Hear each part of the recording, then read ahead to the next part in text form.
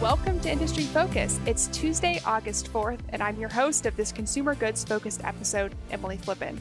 As we alluded to last week, today I am joined by Dan Kline to take a deep dive into a company that we both know really well, that's Planet Fitness, and they report earnings after market close today. So we're going to be taking a deep dive and then also talking about what we expect for them coming up later today.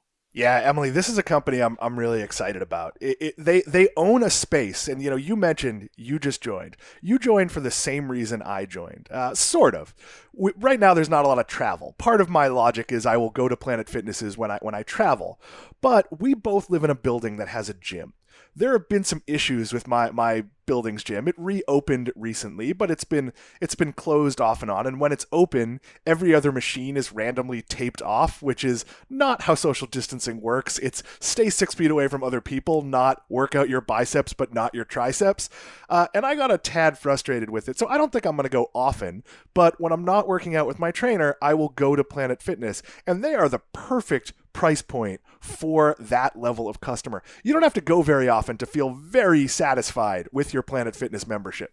Yeah, I as you said, I'm a relatively new Planet Fitness member for exactly the reason that you mentioned, which is to say that ultimately the gyms that I was going to, the gym at our work, which I am no longer visiting, the gym in my building, which has since been closed, are no longer accessible.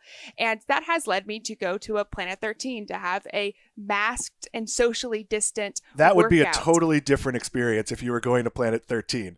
You were going to Planet Fitness. Excuse me. A different experience. Planet 13 is not in the business of providing exercising. They're in the cannabis business in Las Vegas. So two very different businesses there. I am obviously going to Planet Fitness every day. But for the next maybe 30 minutes or so, I want to take a deeper dive into what Planet Fitness does. Talk a little bit about the business pre-COVID, because there's been a lot of news around Planet Fitness during this outbreak, and we'll definitely take the opportunity to talk about Planet Fitness during the recent outbreak.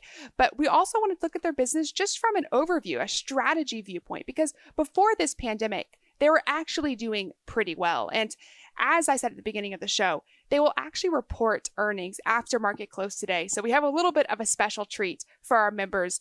We're going to be releasing this episode, obviously, on Tuesday, like we normally do. But Dan and I will be back tomorrow, and we're going to tape a really short bonus episode of Industry Focus to take a deeper dive into their earnings. So with that, let's roll right into their business. Dan, you said you're a member. I'm a member. For all the people out there who are not members, what does Planet Fitness do? So we're different types of members. Now, it's important to remember that this is largely a franchised business.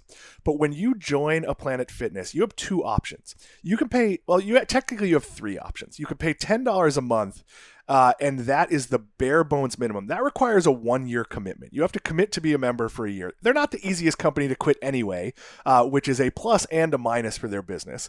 That gets you access to your home club. Wherever you joined, you can go there as many times as you want. Not all of their gyms are 24/7, but many of them are. It gives you access to the gym, to all the exercise equipment, to the locker rooms. It doesn't give you access to the premium area, which has things like massage chairs and those tubes you lay in with massage water. And I think some of them have steam rooms and saunas. I've never been in the premium area, but I never like there being something I don't have access to. So I joined the more expensive membership. There's also a $15 a month option where you can only go to one club, but it's pay as you go month to month. One of the things I will point out, it's different per club. So the pricing options, I think, are specific for your club, but depending on which club you go to, which are franchise owned, it's different. I joined online, which is actually you get to pick a club after you've joined. So I'm guessing if you join online, the national experience is different. I had a totally different experience. I am learning something new right now. Yeah. Oh, that's interesting. Yeah. I also signed up online during the pandemic. While they're taking walk-in appointments, depending on your location, if it's physically open, obviously to the extent that everybody can, we should be doing stuff not in person. So I signed up online myself, had a different experience, but I think your pricing structure is about right. Typically, what they're talking about is as low as $10 a month, some with no commitments, some with a longer commitment, and then as high as potentially, I think you said $23 a month, which gives you the full premium experience. All of this is to say the price point is much lower than that you may expect compared to other gyms. It's very low. And here's a trick, fools. when I first was thinking about doing this, and this is probably why we had a different experience, because I got an email saying, oh, okay, would you come back? So maybe they showed me something different. When I first looked, they were doing a $49 joining fee. And they have since waived that to it's $1 now. And that's actually a promotion they're running, I believe, nationally. But sometimes when they're not running that promotion, if you've engaged in their website and you leave, you might get a better offer than you would get if you just went on and signed up. That is not just true of Planet Fitness. That is generally true of anything in the recurring subscription space. They want you to sign up on a basis that you're going to be there forever. So I joined as a Black Card member. That sounds very fancy because we think of the American Express Black. What does that give me access to? Well, it gives me access to that special area in the back where I can hobnob with all the other Black Card members from 6 feet away, and I can sit in the massage chair. And that's a benefit. I guess that's good. Why did I join? I did it because it gives you access to every Planet Fitness in the world. So when I'm traveling, if I'm in Alexandria, I know there are Planet Fitnesses that I can drive to. I could drive to the one where Emily's a member and we could work out together. There, most places you go, there's going to be a Planet Fitness. So for me, someone who travels a lot and would like to travel again, that seemed valuable. Now, am I going to go to Planet Fitness a lot? I'm not. I'm going to go twice a month would be my plan. Once here to shake things up with my home gym, because it's not that close to my house. It's 6 miles, but it's about a 20-minute drive. And back when we get to travel, occasionally on a trip to break up the hotel gym, usually on my day that I get there when I'm going to the office. I usually come in on Saturday. And on Sunday, I would have plans in the afternoon and at night with various fools, but in general, I can get up and go get a workout in, and I would want to do that at a gym. So for me, that extra money is worth it. And Emily, I feel like when the world opens up, you might upgrade your membership. There's a good chance I may. I will say this. One of the reasons why I chose not to upgrade my membership is because when I travel, the only recurring travel I have in the United States is back to where I grew up in Texas. And when I went online and I looked at the stores, there weren't a ton of Planet Fitness locations in my smaller area, North Texas, as I had expected, right? Part of the reason why I joined Planet Fitness was because it is quite literally a stone's throw away from where I am living right now, which brings me to a lot of the growth opportunity that Planet Fitness sees right now. So they have over 2,000 locations across the United States. That was at the end of 2019, but they have immediate plans to open up 500 more over the next 3 years. And the management team actually thinks they can reach upwards of 4,000 gyms across the United States. The value proposition for Planet 13 is not just about being the cheapest gym, but being the most accessible gym. And Dan, you pointed out that obviously Planet Fitness is really accessible to you. It's accessible to you for the areas that you travel as well. There are still pockets that don't have that immediate access that you need, almost that McDonald's-like experience where you see a Planet Fitness all over the place. So one of the things Planet Fitness does really well is they see a market where a gym went out of business for sometimes reasons that aren't related to the gym. Maybe it was a gold gym and it was a $40 membership and it just wasn't the right price point, but it had a pretty good membership. It just slowly went under. They often open up in those areas. They're really good at finding sites. Like, I'll point out, my mother lives in Salem, Mass. I don't think there's a Planet Fitness, or maybe, no, you know what? Maybe there is now. I think something else went out and there's a Planet Fitness. But they're not everywhere. And what's great about this gym, and also evil about this gym, I will share both sides of it, is that this is a gym for people who are just thinking about going to the gym. $10 a month to make the decision, hey, I'm going to get fit, I'm going to go to the gym. That is, you feel like you're doing something, but it's not enough money that you're going to actively cancel, because when you cancel, you then no longer feel like you're doing something.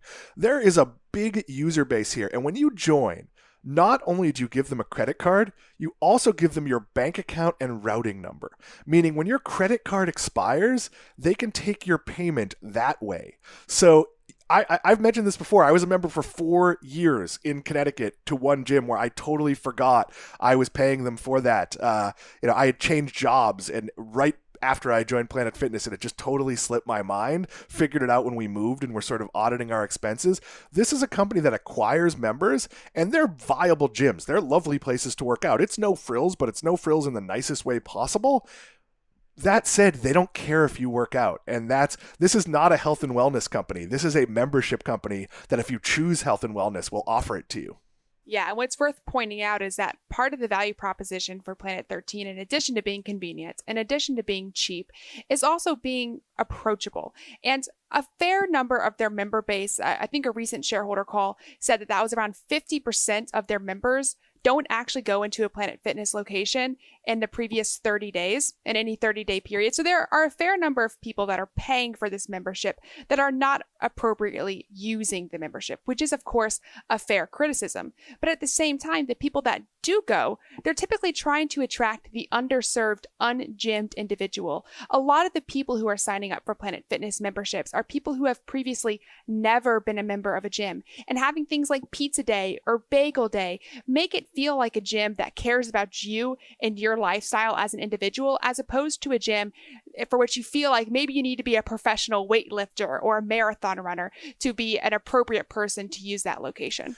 It's kind of average Joes from dodgeball.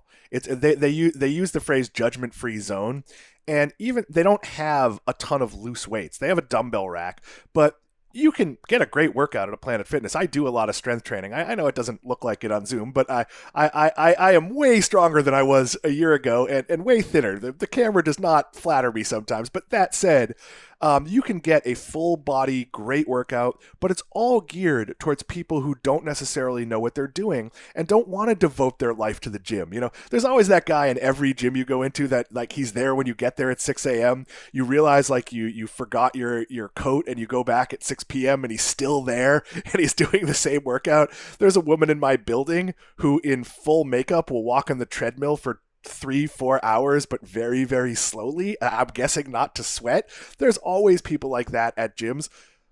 Planet Fitness just doesn't have any of that. They set up things like 20-minute workouts where you go around a circuit of machines and get a good workout. There's things like trainers roaming the floor that will help you if you don't know how to use a machine. It's generally an environment where, you know, if you see someone who's not in great shape, that person gets a thumbs up rather than a like, why didn't you come to the gym 3 years ago? I actually find it's a pretty pleasant environment for a gym. It is no frills. The locker rooms are nothing special. It is not a place I would particularly want to say take a shower after my workout because, you know, it's I'm not saying it's not clean, but it's not cleaned on the level that your $90, you know, high-end gym membership. And I've been a member of every type of gym imaginable, usually based on the geography of where I lived or where I traveled from. But this is a really good value. And I think it's hard if you make the decision to join, to make the decision to physically go into the gym and do what you need to do to quit. I don't think that's an easy thing for many people to do. And there's a reason why Planet Fitness, among virtually every other gym available right now, doesn't offer the opportunity to cancel online. Is because the churn rate they would see would be dramatically greater if people had the flexibility to cancel when they wanted. Having to physically go into a gym location gives the opportunity for the people who are working at that gym to talk you into maybe it's a lower membership. Maybe they convince you that you just need to be working out more, or that they have a Planet Fitness that's more convenient location-wise for your lifestyle. Whatever it may be, it gives them that last chance opportunity to retain you as a customer.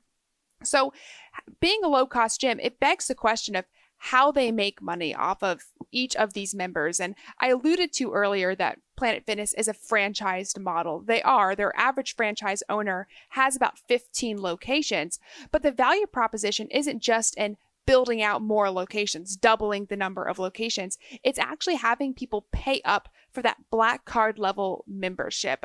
One of the key metrics we watch with this company is their average revenue per member, which we want to see ticking up quarter over quarter, year over year, because that would mean that people who come in as a basic $10 a month, the lowest cost plan subscriber, could eventually, make that decision to deepen the relationship they have with Planet 13 and pay more per month. And all it takes is one trip or one day where you're like, I wonder what's in that black card area. You ask for a tour and you're like, I'd sit in a massage chair. Like, look, I own a massage chair. It's a pretty good experience. Their massage chair is nicer than mine. I mentioned it before, Emily. I don't like joining someplace and other people having perks that I don't have. I have a Disney Platinum, membership because I don't want to have blackout dates. I don't want to have to think about, whether I could go or not go at any given time. And there is a little bit of it. Now, it feels weird that you're joining the elite part of something that's a low-end player in the industry. But I found that, when I was a member of a higher-end gym, there needs to be a reason for that. So in Connecticut, I was a member of LA Fitness, which is like a $40 a month membership to be able to go to any of their clubs. I joined that gym because they had pools and hot tubs, which is something that, in cold weather, an indoor pool is a nice thing. An indoor hot tub is a nice thing. When I lived in New York, I was a member of like $110 a month. I think it was an independent gym because they did your laundry. You could bring in laundry and they had a service. I mean, you paid for it. They had a service. Well, I lived in a studio apartment that was about 200 square feet. Didn't have a washer dryer. There was some benefit to that. So, but where Planet Fitness operates is they have these large gyms. They're open all day and all night usually, and they're never very crowded. So they make their money on getting you to sign up, enticing you to upgrade your membership. And if you work out or you don't work out, they don't care. In fact, they would rather that the person who's serious about working out can get a treadmill when they want a treadmill. So they actually they're not sending you a reminder, hey, Emily, haven't seen you in a while, come back in. I'm chuckling here as you're talking, Dan, because as I look at the notes that we laid out, one of the points I wanted to make was about that revenue per user and about how that has been ticking up slowly over time. In the most recent year, that was almost $17 a month per user. And I noticed that you added in a quick sentence here. You say, bank account model that is smart but evil. Maybe you can elaborate. Oh, I talked about that a little bit earlier. When you sign up, they take your routing number, meaning that the normal divorce from, if I don't go to a gym or I don't use my account for whatever, the normal breakup period is when they go to charge me and it no longer goes through. How often do you change bank accounts, Emily? That's not very often. So I've never had this happen at another gym. And as I've mentioned, I've been a member of a number of different national and regional gyms. Maybe somebody else does this, but this is sort of, let's call it a reverse Netflix. Netflix has actually gone to people and said, hey, you haven't used your account in a year. Unless you tell us something, we're going to delete it. Like, we don't want your money. You're not using the product. Planet Fitness is the opposite. And they're the opposite to, I think, let's call it a dangerous degree, because I understand not really pushing you to get back in the gym. But I do feel like if you're in the gym business, maybe a once a week email, hey, Emily, we haven't seen you. Here are some encouraging things. Oh, and if you're working out at home, here's a link to our app, and here's a recipe for a smoothie. I feel like there should be that level, and there really isn't. You'll never hear from them again, and they will. 'Cause I know 4 years, it was literally 4 years. And I was a member of another gym for that whole time period. That to me, I mean, I hate saying the word evil because this is a company that's largely doing good. They're taking something that was not super accessible. $10 is accessible to almost everyone. There are very few people. I know there are people who can't afford $10 a month, but most people can afford $10 a month. And the amount you get for that, you could go work out 7 days a week. You could go eat on Pizza Friday and get a free bagel on Bagel Tuesday or whatever day they do bagels.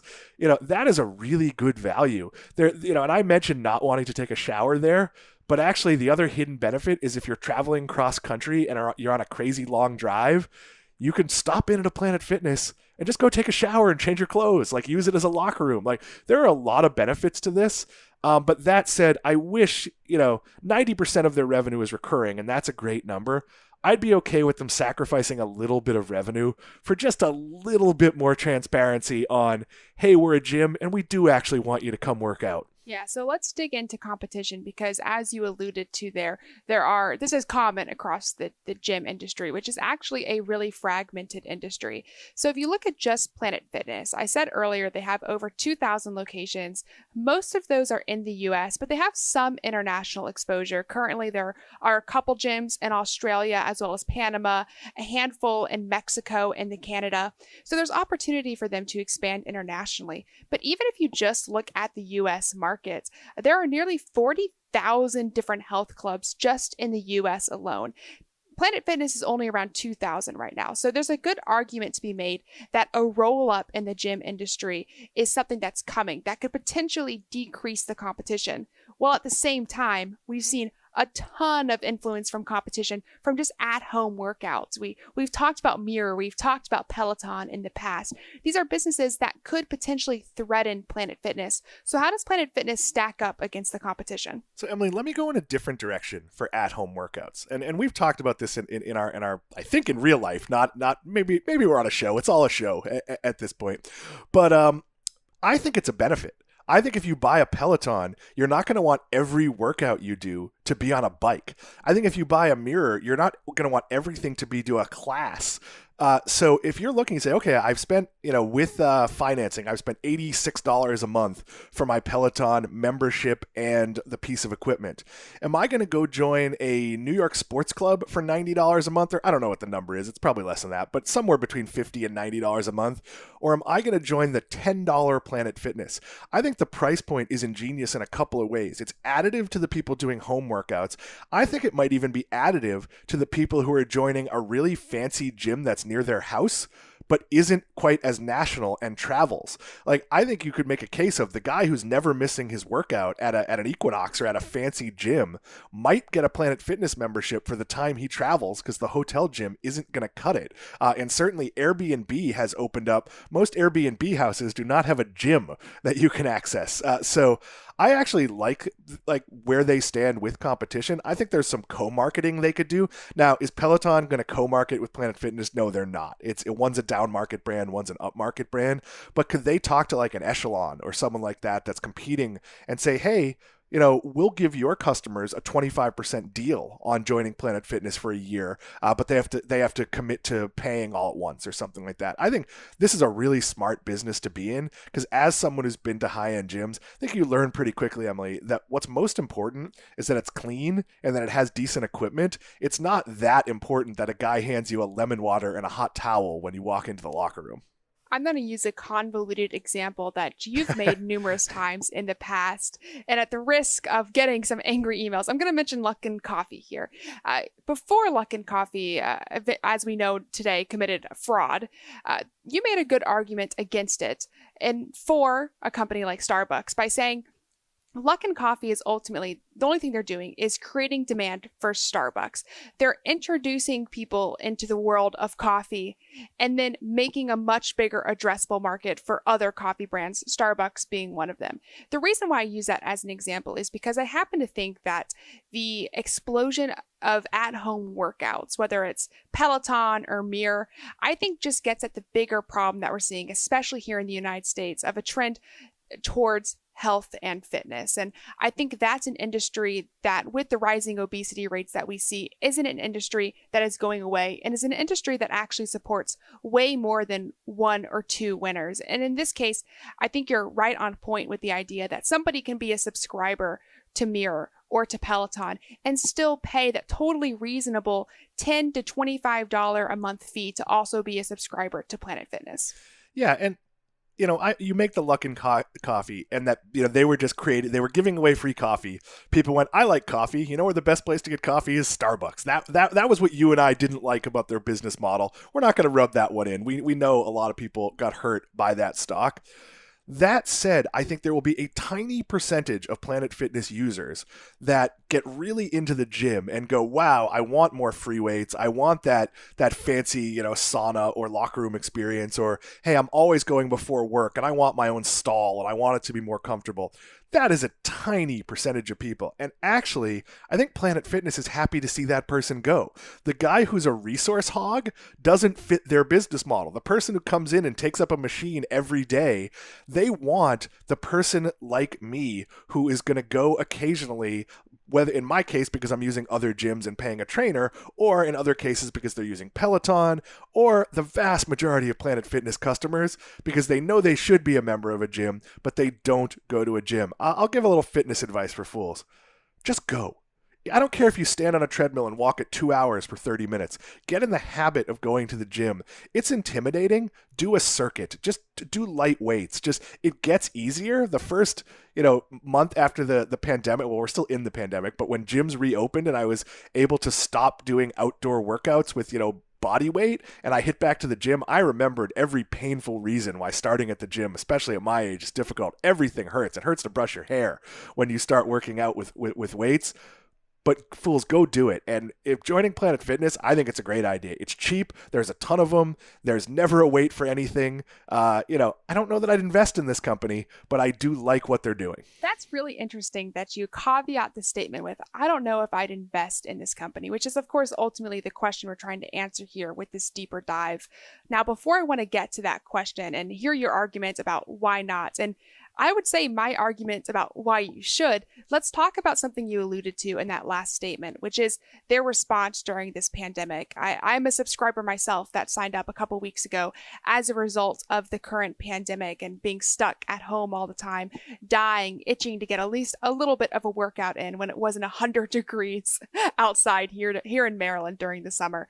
I would actually say that this pandemic, in some respects, has helped Planet Fitness. And the reason why I say that is because we've seen a lot of other gyms, Gold gyms being the prime example, struggle during the pandemic, potentially go out of business during the pandemic, especially local gyms, which could create demand for Planet Fitness. But on a bigger level, I think as people start to work from home more often, even potentially long term, post-pandemic, that also creates demand for Planet Fitness. So let's dig into some of the numbers that we're seeing and how Planet Fitness has held up during this pandemic and potentially leading into what we're going to see them say tonight when they report earnings. So this is a company that has been largely closed for the quarter. They stopped taking payment. They also worked with landlords, but here's the great thing about this business. This is a franchised business. So I don't know what the Planet Fitness corporate headquarters looks like, but I picture 6 guys and a couple of calculators. Obviously that's not true because there's national advertising, there's national help picking a location. But franchise business, some of them are very, very scrupulous, and they will go in and they say, we know you want to open up in this small city. We looked at the market. There's 2 gyms already. We don't feel like you can succeed.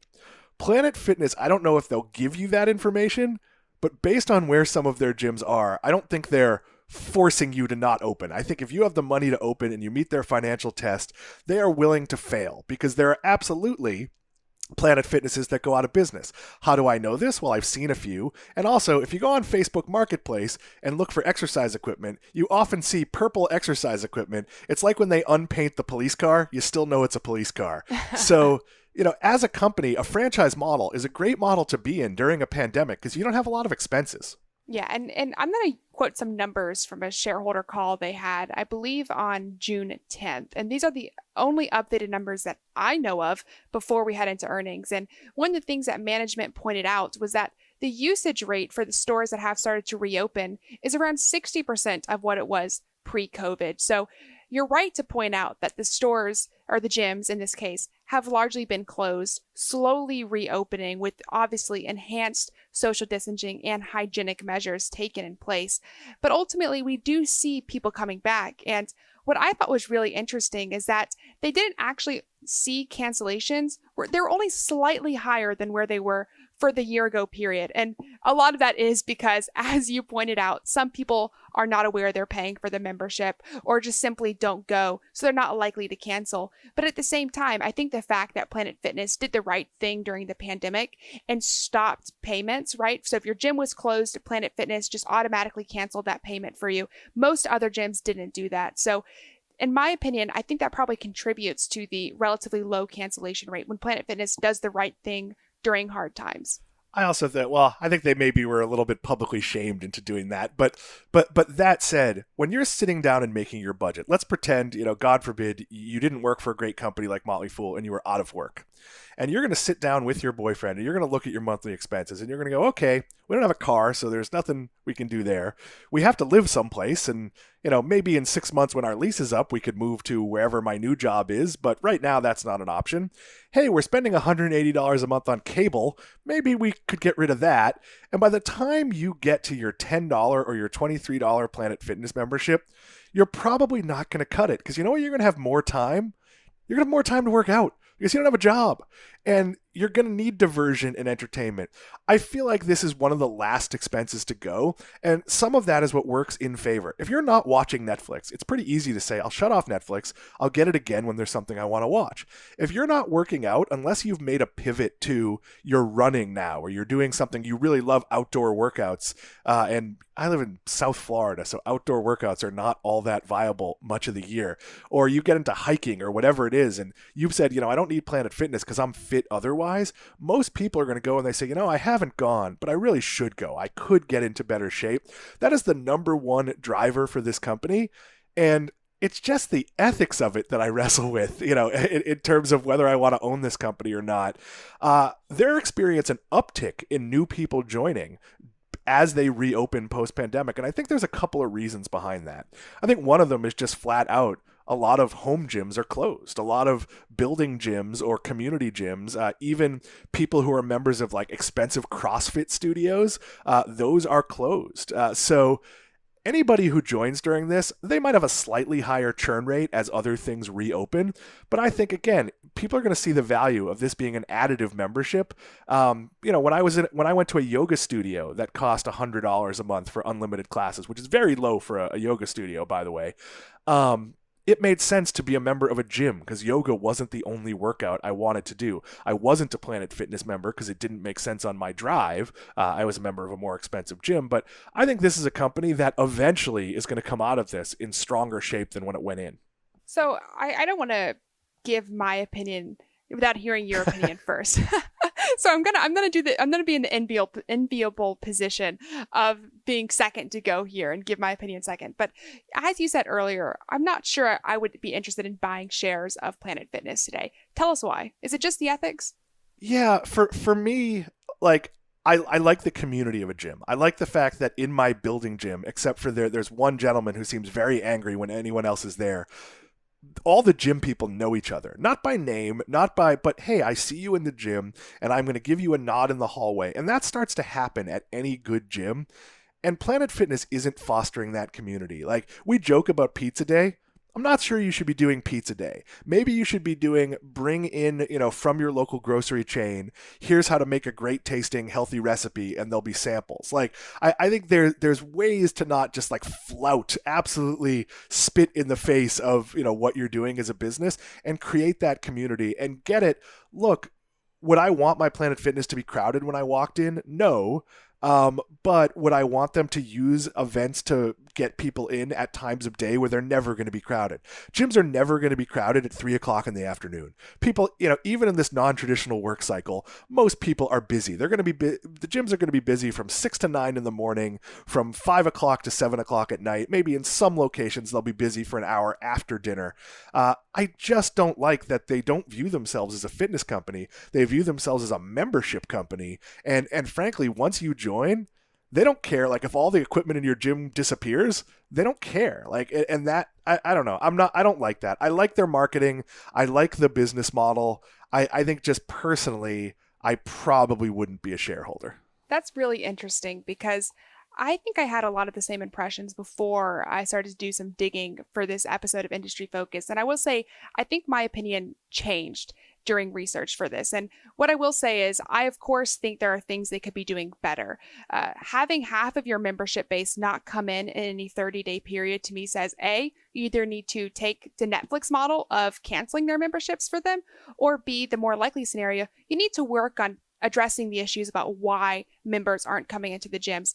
Polling people. Is it because you're using other gyms and this membership is just supplementary for when you travel, as you might have mentioned? Or is it because you don't want to work out and there's something we can do that will help to encourage you to do so? There's always things that businesses can be doing better. But I think Planet Fitness fills a really important need, which is the accessibility of gyms to people who do not have the ability to afford very expensive gym memberships. I think the median gym membership is something like $80 or $90 a month. That is not affordable to a large number of people. I think having an accessible and affordable gym is an important market in an increasingly unhealthy country. And what I will say is, I like the pizza day. I like the bagel day. The reason why I do is because I think it goes in with the Planet Fitness model of saying everything in moderation, including moderation. When you are a Planet Fitness member, you are not going to be the person who is there for 15 hours a day. At least that's not the person they want to be there for 15 hours a day because you are going to be a personal fitness trainer and fitness is your life. You go there because you live an otherwise healthy lifestyle, which includes occasionally having a slice of pizza, occasionally engaging in some sort of bagel eating activity. To me, that fits in with the model that it has. Ultimately, I think there's an opportunity for them to grow, not just in doubling their store count like they think they can, but also reinvesting into their app. And again, I told you this is really unfair. I'm going second. I'm kind of undercutting your argument here. And I will quickly mention their app. Their app is something they've been investing into since this pandemic began, and they're working on ways they can engage Black Card members with their app, whether that be through hotspots, so you can see the live membership at your club at any given time, so you know if the treadmill is going to be open when you want to go in. There are things they can do to increase their engagement and get people to upgrade to the slightly more expensive but still totally affordable membership that I think can fuel growth for them long into the future.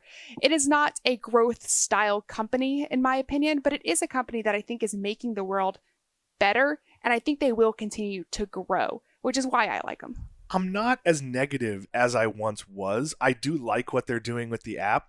I would, and I'm not saying they have to become, Weight Watchers, where it's a supportive community that sort of, both encourages you and shames you into going.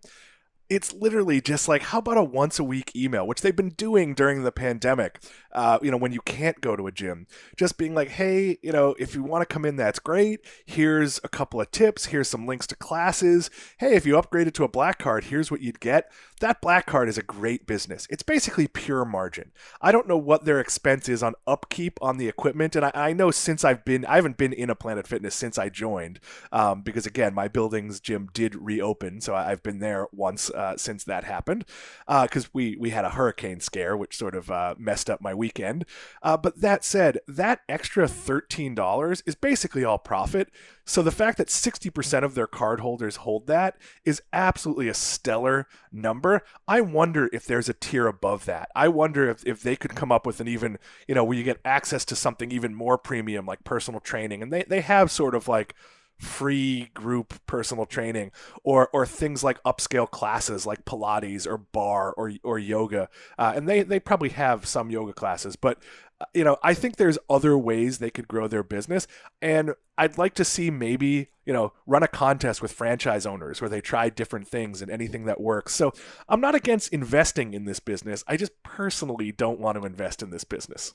Now, before I let you go, Dan, I want to remind everybody listening that we'll be back tomorrow with a special bonus episode where we'll talk about Planet Fitness's earnings, which are going to be released later today. Potentially by the time you're listening to this, they may already be out. We, of course, couldn't change our own schedule, but we will have a bonus episode where Dan and I will come on tomorrow and talk about their earnings.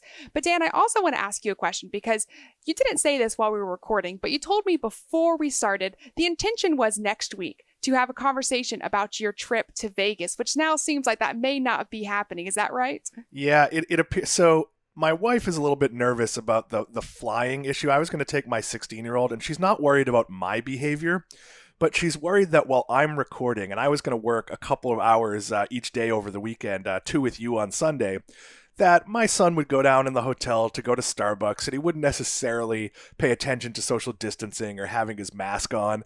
So I was more or less given the notion of either, hey, don't work while you're there, or keep him in the room, which wouldn't really be fair to him.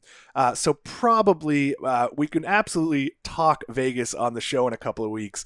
But that said, my Vegas adventure will probably be delayed to mid-September when I was planning to go for work reasons. And now there's no longer a work reason, but I'm going to go anyway. My wife doesn't ask for much. In fact, I travel a lot by myself because she doesn't like to travel. I thought she would be like, hey, you're taking our son. This is great. It was on the calendar. She hadn't really noticed until we turned the month over. So it's not a done deal, and it could change, but seems like we're going to maybe head back to the Keys or do something else for the weekend. So I'm a little bit sad about it. I'd like to get behind a blackjack table. I really wanted to check out the beach complex at Mandalay Bay. But, as you know, Emily, you're in a partnership. I've been married for almost 20 years. It'll be 20 years in September. You have to have those conversations, and you have to listen if the other person, isn't comfortable with something.